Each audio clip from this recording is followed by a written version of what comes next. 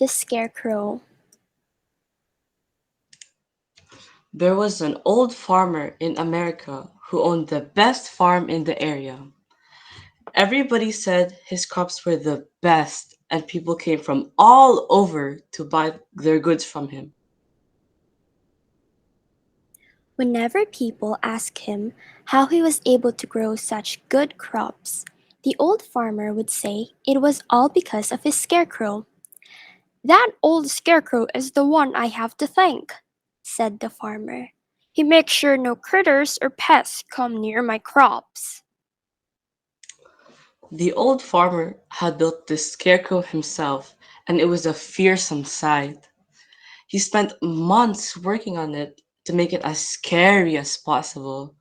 He knew how important it was to keep pests away from his crops, so he gave it enormous straw arms that stretched out and big long legs that made it as tall as a tree. But the scariest thing about the Scarecrow was its head. The farmer carved it himself out of a huge pumpkin. He spent countless days and nights perfecting his design until it was perfect. This scarecrow's face and head was so ugly that even he was sometimes scared to look at it. But it was very effective, scaring away every rodent and bird that ventured near. The neighboring farm was owned by two young men who were brothers, named Josh and Harold.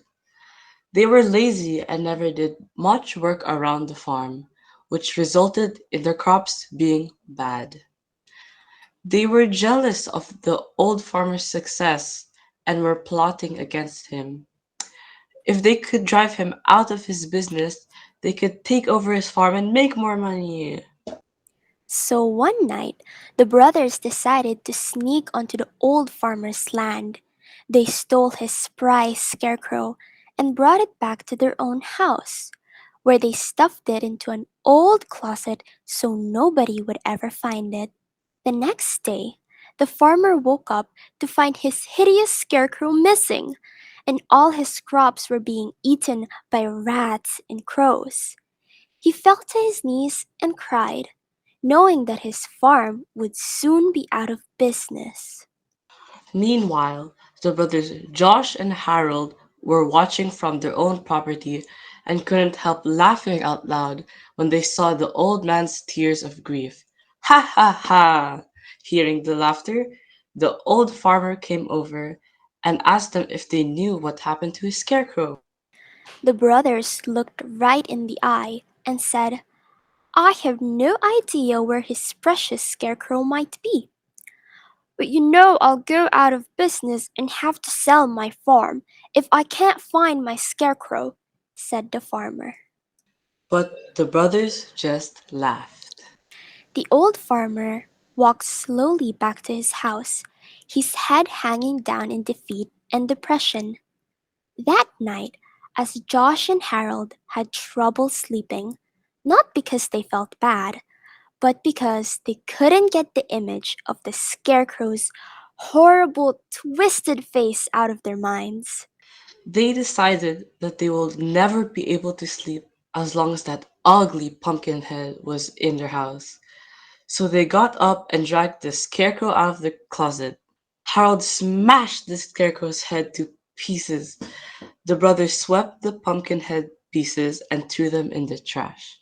Then they went back to bed and were soon fast asleep. Sometime after midnight, Josh and Harold were awoken by the sounds of scratching and crawling at their bedroom door. Did you forget to put the dog out? Harold asked sleepily. We don't have a dog, stammered Josh.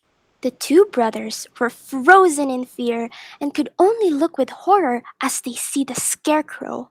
Harold felt a cold straw claw close around his ankle and screamed as loud as he could. Ah! He begged his brother Josh to help him, but Josh was already running out of the bedroom. Fleeing in terror, he ran as fast as he could. Josh kept running. He glanced back over his shoulder and saw something that scared him to his very soul. He saw the Scarecrow running along the road close behind him. coming closer and closer. That wasn't all he saw. He noticed that the scarecrow had a brand new head.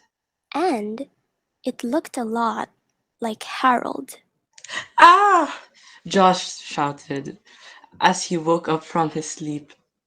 He found Harold sleeping on his bed. He realized that was all just a dream. It turns out it was the very same day they were planning on stealing the scarecrow. But Josh was so scared that his dreams might come true, so he convinced Harold not to do it anymore.